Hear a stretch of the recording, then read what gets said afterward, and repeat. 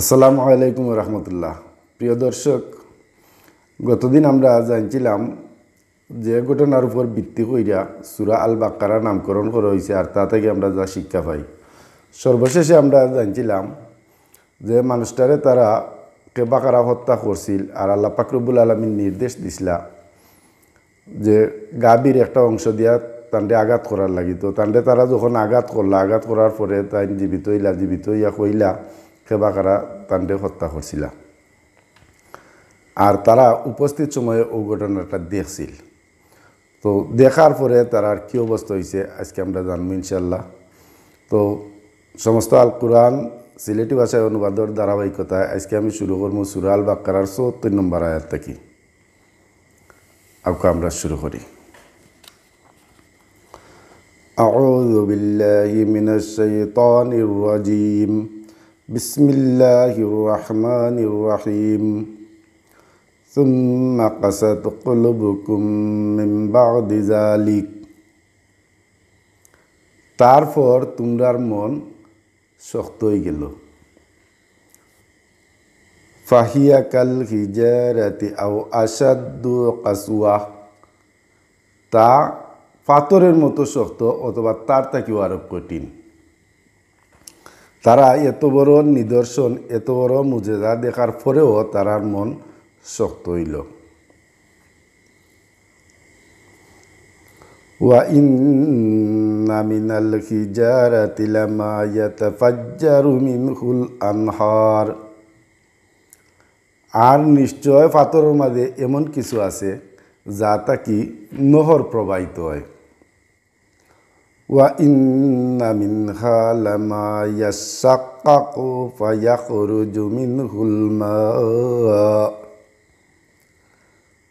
আর নিশ্চয় তার মাঝে এমন কিছু আছে তা চূর্ণ বিচূর্ণ হয়, অতঃপর তা থাকি পানি বার হয়। ওয়া ইন্না মিনহা লামা ইয়াহবিতু মিন খাশিয়াতিল্লাহ।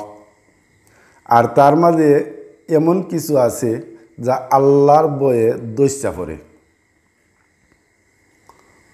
ওয়ামাল্লাহু বিগাফিলিন আম্মা তা'মালুন। আর তোমরা যা করো এই ব্যাপারে আল্লাহ পাক রব্বুল আলামিন গাফিল নাই, উদাসীন নাই, অমনোযোগী নাই। গাফিল শব্দের অর্থ হইল উদাসীন, অমনোযোগী। আফাতাতমাউনা আন ইউমিনু লাকুম। তোমরা কি আশা করো, যে তারা তোমরার উপর ঈমান আনবো। ওয়াকাদ কানা ফারিকুম মিনহুম ইয়াসমাউনা কালামাল্লাহ। আর অবশ্য তারার মাঝে একদল আছে যারা আল্লাহর কালাম শুনে, আল্লাহর বাণী শুনে। সুম্মা ইউহাররিফুনাহু মিন বা'দি মা আকালুহু ওয়া হুম ইয়া'লামুন। তারপর তারা তা হুন্না বুঝে, জান্না বুঝা তারা বিকৃত ঘটায়। ওয়া ইযা লাকুল্লাযীনা আমানু ক্বালু আমান্না। আর যখন তারা ঈমানদারের লগে মিলিত হয় তখন তারা কয় আমরা ঈমান আনলাম। ওয়া ইযা খালা বা'দুহুম ইলা বা'দিন ক্বালু আতুহাদ্দিসুনাহুম বিমা ফাতাহাল্লাহু আলাইকুম। আর যখন তারা একে অপরের লগে গোপনে মিলিত হয় তারা কয় তোমরা কিতা ও কথা তারার গোছে কই দিছনি যে কথা আল্লাহ তোমরার গোছে প্রকাশ করছন। লিইউহাজ্জুকুম বিহি ইনদা রাব্বিকুম। যেন তারা তোমরার রবের গোছে দলিলপত্র, ও কথা দিয়া দলিলপত্র পেশ করে, দলিলপত্র তারা মানে দেখায়। আফালা তাকিলুন। তবে কি তোমরা বুঝতে নাই? তবে কি তোমরা বুঝো না? আওয়ালা ইয়ালামুনা আন্নাল্লাহা ইয়ালামু মা ইউসিররুনা ওয়া মা ইউলিনুন।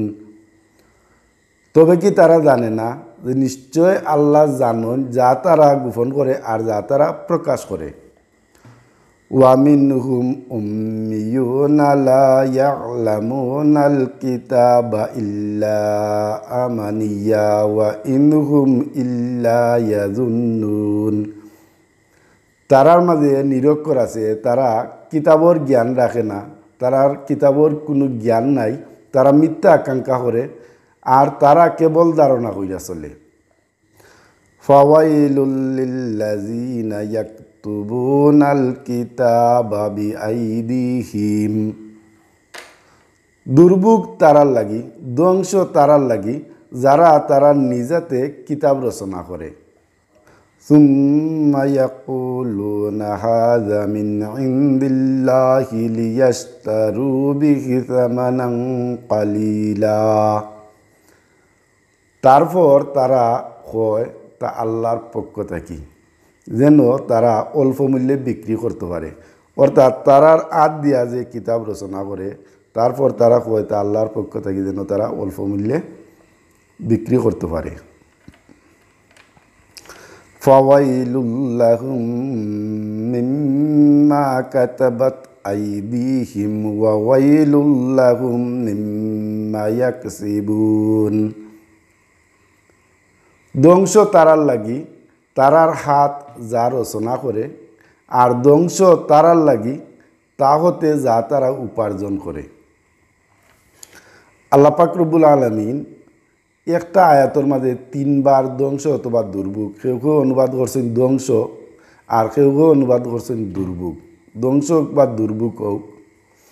তো একটা আয়াতের মাঝে আল্লাহ পাক রব্বুল আলামিন 3 বার উল্লেখ করছেন। এগুলা আমরা অনেকে জান্নাও বেচা কিনা করি, কেউ কেউ আমরা না জান্না বেচা কিনা করি। আল্লাহ পাক রব্বুল আলামিন আমরা বেচা কিনা থাকি হেফাজত করুকা আর পবিত্র আল কুরআনের আলোয় আমরা আলোকিত করুকা। সর্বশেষ আল্লাহ পাক রব্বুল আলামিন আহ্বান করা, ইয়া আইয়াতুহান নাফসুল মুতমাইন্না, হে প্রশান্ত আত্মা, ইরজিউ ইলা রাব্বিকি রাদিয়াতাম মারদিয়া, তোমার রবের দিকে সন্তুষ্ট চিত্তে তুমি ফিরে আসো। ফাদখুলি ফি ইবাদি, আর আমার বান্দারার লগে মিলিত হও। ওয়াদখুলি জান্নাতি, আর আমার জান্নাতে প্রবেশ করো। সবাই ভালো থাকুকা। আসসালামু আলাইকুম।